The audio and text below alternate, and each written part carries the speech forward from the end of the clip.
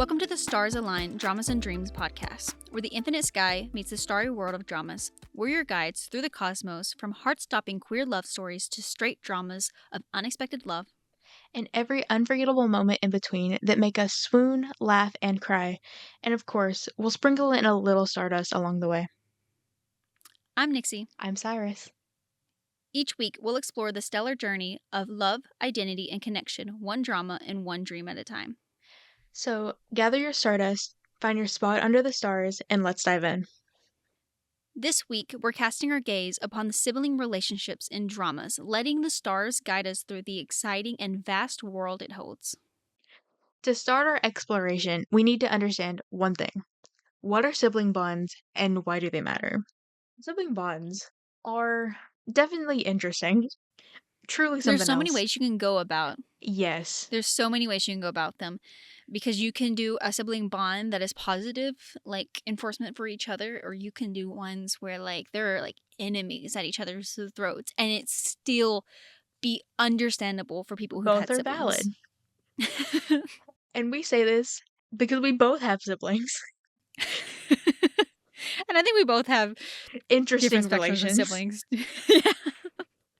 With ours. So yeah, there's both sides of this, and that's what's so fascinating about deep diving into the different types of relationships that you can find in stories between siblings. And because like the dynamic between siblings like can be so vast, and like I feel like they're really hard to write well, especially if the writer doesn't have any siblings. And I feel like you can tell. Like, you can definitely tell like when a writer doesn't have any siblings because there's something inexplicable about the bond you have with someone that you wouldn't talk to if you weren't related to.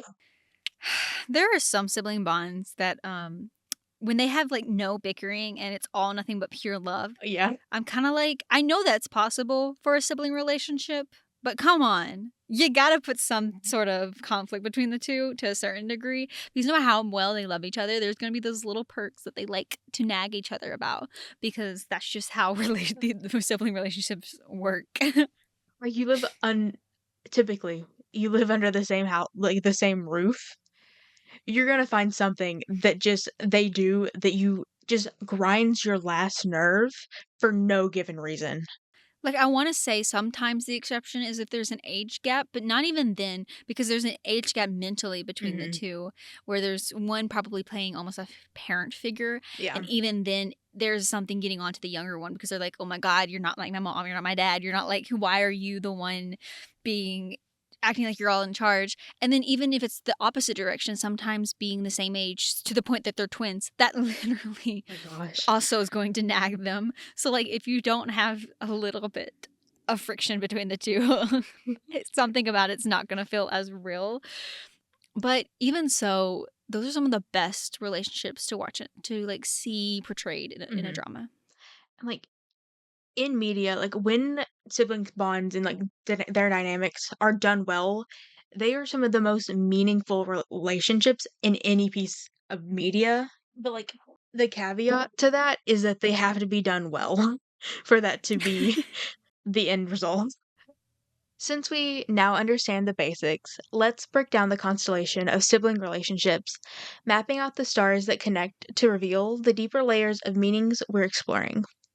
To navigate this constellation, we will be focusing on our favorite examples, what makes siblings feel real in shows, and how different dynamics impact plot and the siblings' bonds.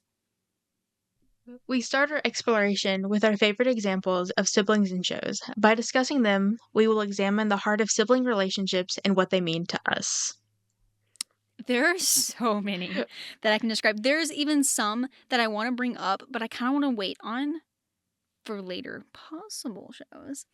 But having said that, some of the examples I want to say, I don't know how many people know this one, but there's a series called The Spyrum, which was based on a book called The Kaleidoscope of Death.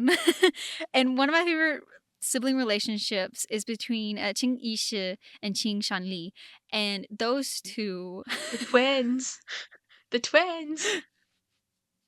I love their dynamic because one of them is just so goofy. He is he is the unprotected, innocent little baby child. While his brother over here, he sounds so mean to so many people, but in reality is like this big protector to his younger sibling, Yes. especially having them both been sick prior to everything that plays out. Because if you don't never seen the Spyro, then you're not aware that everyone is near death experiences, and that causes them to be in the situation they're in. And both of them had been sick and then ended up entering the doors. And first it was the older brother, which was Shanli. Sorry, Yisha went in first. And then all of a sudden, Shanli started going in. And so, because of how dangerous the doors are, he felt the need to keep going and like making sure that Shanli would make it through the doors and like go all the way to the end.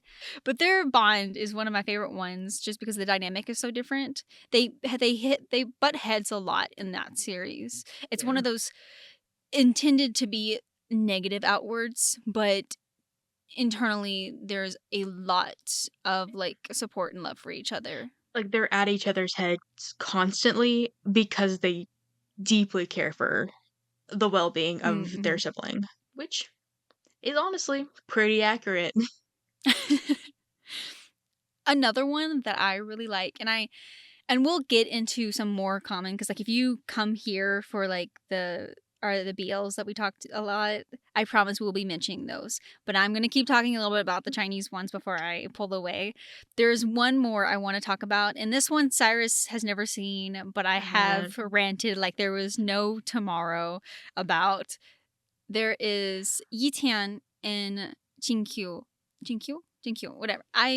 Sorry, that butchered her name. But these are another set of twins, ironically, in a series called The Starry Love. which I'm In just this now one, which is what making I'm the just connection, now just not remembering. remembering which one this is. Yes, because this is the one where their bond was so strong. For a Shansha, I was so shocked that their bond stayed so well intact to the very end, like so well that if you know the ending of the series, you know how it ends. But it was so well intact that I was just impressed, because if anyone watches a Shenxia, you know any relationship, sibling, romantic, platonic, can get destroyed so easily. And this one kind of does, but it doesn't in terms of their love for each other. And it's crazy because even when there were misunderstandings, like when they ended up switching places with each other, because one was supposed to go into like, I don't think in this case it was immortals versus demons, but we're going to use that because it's been a while since I've seen it. But it was essentially good versus evil. Like they were supposed to end up marrying off to these two different these two different races. Oh, the void, that's what it was called. One was supposed to be married off into the void, the other one was supposed to be married off into the heavenly realm. And the people who were dedicated to supposed to go there ended up switching places due to one of the brothers from the void realm. And even though they switched places, they found every way possible that when they were able to go back to the mortal realm to try to meet up with each other, and in secrecy, because they couldn't be spotted together after their marriages and their separation. But like, I love how strong that was all the way throughout the entire series, because I was so afraid it was going to get destroyed. I thought a misunderstanding was going to happen and that they were going to be devastated. No, that never once happened. Things happened outside that, but it did not destroy their sister bond, and I love that so much. Now, if you were here for the Thai stuff, for the Thai BL and siblings, then I can tell you right now, we've got a wide list for this one. I may have put a lot of examples down. We probably won't get to all of them. No, we won't, but we can definitely get to some. Some of the most recent ones that have aired that some people liked would have to be like Yak and Yi. Their relationship from One Day Be a Good good Day day. was so precious. They were another good one, I'm not gonna lie. They felt very real. Oh, they did. I love the support that Yi had for Yak and his career in boxing, and that they took over their family's Boxing business ring, yeah. to tried to like keep it going even though they were struggling. Yeah. Um but they had a really good one. And then like Even another one. Okay. even like Yai's husband by the end of it, spoiler, like that relationship with like that brother-in-law relationship was also very cute. But if you want to pull out like A relatively, I'd say, kind of not necessarily negative, but like on the sibling side where like there's a battle like between each other. I'd say like Black and White was an interesting one. Like he had like yes, Black did theoretically. I know we're bringing this up again in another segment, but That's on me. and I know Black. Not Me is and I one of my know Black. favorites. And I know Black technically had well intentions afterwards for White, but he was kind of not the best sibling, but it was very much realistic. Especially because White took his identity. But like, to be fair, his tattoo down to his tattoos And piercings. to be fair, it kind of made sense though. Black had like a deep rooted love for White. It was misplaced in like his stronger desire of protecting White, Mm-hmm. but it was a little extreme, my boy. Um, and poor White, it was like he's my twin, he's my brother. Like I can absolutely be him, even though we haven't been around each other in a very long time. I don't know any of his friends, but yeah, they won't be able to tell the difference between me and him because we look the same, which is incorrect. But nice try. Like, there are so many like fun examples. One of the relationships between siblings that I surprisingly liked a lot more than I thought I was going to was Siloam's and Safa's sibling dynamic in Dangerous Romance. They were the best part of that Mm. show. Though there were some questioning situations There was. for that relationship. But On at least on Sapphi's side. situations happen. They weren't related to the siblings bond or anything, but it was I just wanted to say It did make things difficult. some choices were made, my man. Choices were made. Situations did happen. But like overall, I wish we would have been able to see more of their dynamic. I get why there wasn't a lot between them because of the whole like we have to work so much just to barely scrape by, so we don't get to see each other very Mm-hmm. much. But still very fun. Another really good example I think of siblings that feel extremely real. Pot and Pa in Bad Buddy. They teased the crap out of each other, especially Pa with Pat and like Pran, like the Yes. situation with them too. Oh my god, she was on him all the time. But then when Pat found out about like because he used to like what was her name? Ink. Used to like because Pat used to like ink. I thought it was hilarious that when he found out that Pa liked ink, he was like, okay, okay. Men backed up. Like he kind of back. He immediately was like, all right, okay. If I can't have her, at least my sister does. Someone's gonna get her in the family. She was a good person. I loved Ink. I loved. She was so precious. I did too. The amount of times that Pat and Pran would get caught together, and she's like, I didn't think you two were supposed to be in cahoots with each other. Y'all aren't supposed to talk. And here you Like are. she always knew what was up. Her gaydar was on point. We love her for that. All in all, there could be so many more we could list off. Oh yes. But I think if we choose to, we'd be here for a while. So having that being said, we shift our orbits and we find ourselves questioning what makes a written relationship between siblings good or bad. This new path takes us deeper into sibling relationships for a deeper understanding of their significance. We kind of touched on this a little bit earlier in like the overview of the topic, but it's so hard to get sibling relationships right because there's nothing that makes them right or wrong, but you can feel if they're right or wrong, especially if you have siblings yourself. Do you have any examples that you can think of some relationships that felt very different? As much as I love them, the sibling relationship between P and Duen in Fish Upon the Sky, it's very fun. It's over dramatized for the sake of it, but like there's still something that doesn't quite click in that relationship. Like it's still fun, but it doesn't feel authentic as a dynamic. I agree, and I think that comes down to the fact that between the two, their relationship I know older siblings pick on their younger ones and are like, "Hey, you need to change who and everything about you." But they don't go through with it. Like, why did he go through it? Like, I know that was the story plot, and that had to happen in order for, like, everything to really take place in the story, but even so, that was kind of like, damn, Like, my drag your dude. entire friend group in to, like, do a Sims create a sim style montage of a makeover. Then again, like you said, their relationship, though, was just expressed a little bit more comedic, and therefore it still makes some sort of sense that they are definitely very much siblings. Like, there's part of it is a little bit realistic, but it's the over exaggeration of their relationship in the comedic side that kind of like steers it a little wonky job, a little wacky. And so they would be like the biggest example of like something that's just something doesn't feel right about the sibling relationship. Um, I don't can't think of anything on top of my head. Overall, like, every sibling dynamic is going to be different, and they're shaped so much by the dynamic of the rest of their family and, like, the house that they grew up in. So, like, if the audience is given a glimpse into the family and how the siblings fit into that larger dynamic is, like, really helpful, especially if you get to see how they interact with each other inside and outside of that family dynamic.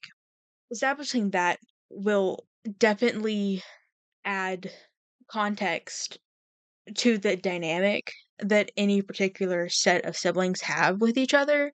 I think that context is really important. And finally, our third focus is the way different sibling bonds impact plot. This is where we highlight the importance of understanding the emotional layers of their relationships. This is kind of essentially this segment kind of just alliterates a little bit more of what we already said in the previous segments, and that's there is there's just a have to be done right for siblings, but Hmm. at the same time not, because like you said, siblings can be done so many different ways, Yes. and it's so important to have that backstory to siblings in most cases. Not always. Sometimes I think that you don't need the backstory if you have just their bond Hmm. that's strong enough in the way it was represented. That I think just having their natural day to day lives is enough. Yeah. That we didn't need to have their past ones. We touched a little bit on this earlier about how, like, sibling dynamics, depending on if, like, they're strained or, like, supportive, like, can play into plot really interesting.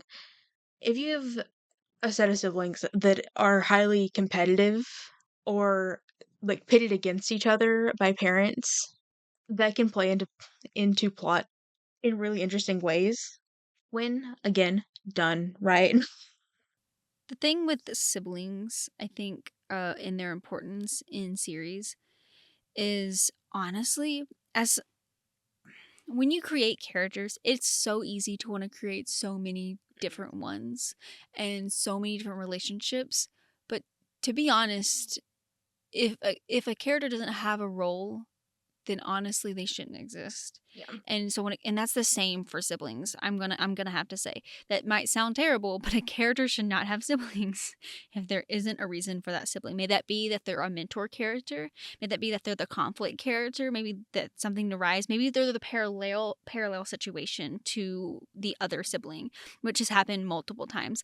A lot of times the purpose of a sibling is usually to have a situation where maybe they show off the opposite world other side of them, or and then in some cases I'll take that back. There are some cases where there'll be siblings, and like they do this a lot in Thai dramas, in Thai BL specifically, where they'll have siblings, and then to showcase different romances they'll use those siblings as the branches to like the different romances, and that's fine because that still works. But some of my favorite ones when it comes to siblings has to do when they play a significant Mhm. meaning to the story and showing like that parallel between situations. We've broken everything down. Now it's time to put it all together. In this segment, we'll share our thoughts on sibling relationships in dramas in a full constellation and reflect on the total impact. We've gotta get better at saving final opinions for final opinion time. I think that's okay. Because when it comes to like putting this all together, it's really the mindset of realizing that how important sibling relationships are, and especially if they're done well and they have an impact on the story. Yes. Like, there's several more I can think of, but I don't want to announce because of future episodes. And I really can't. I can't talk about, and some because they're huge spoilers for the series themselves. Yeah. And so I can't. I can't. I It's so can't because like hard. those are some of the best relationships, sibling wise, that I love seeing in series, and being well done that way. It Like, I love good friend groups. I love the romance side of dramas, and like I'm here usually for the romance. But the platonic side and the sibling bonds between two people of the same blood or of a family. There's something about that, especially as someone who has a sibling themselves. Yes. It's so nice to see these different parallels of possibilities between siblings and presented in different conflicts and different situations that play very differently with each other. And some that are actually very similar to each other. But like I said, the outcome is drastically. Echoing like things that have been said throughout the episode, sibling relationships can be so powerful in narratives. And like when they're done well, they enrich any given narrative if there's a purpose for the siblings. And often when a sibling pair, duo, whatever, is done well, that will be like one of the first elements of a show that I will remember. I think that kind of shows how memorable and impactful these relationships can be when done well. They're very fun. Coming from Very, very fun. coming from two individuals who have siblings. Very drastic siblings, but yes. Me with my little brother. And I got an older one, so we also Technically, live I on two also have different an sides. older brother as well. That's deep personal lore. I don't know y'all like that yet. Oh my gosh, that was hilarious. And just like that, the constellation is fully drawn. We thank you for joining us for this episode of Stars Align Dramas and Dreams podcast, where we meet amongst the stars that illuminate the love stories that light up our universe and connect us all. If you've enjoyed this episode, don't forget to like, follow, and subscribe, and share your Stardust and thoughts with us. We'd love to hear your comments, favorite moments, or suggestions for what we should explore next. You can connect with us in the comments or through our socials, as well as our email that are linked in the description. Let's keep the conversation going under the stars. Until next time, keep dreaming, keep listening, and remember, love always shines brightest in the cosmos. Bye. Bye!